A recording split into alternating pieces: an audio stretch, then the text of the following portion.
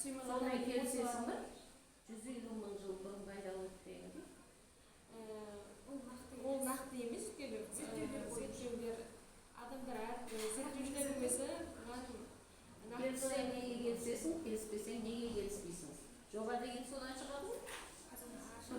Келіспесең оған болжам айтуың керек басқаша.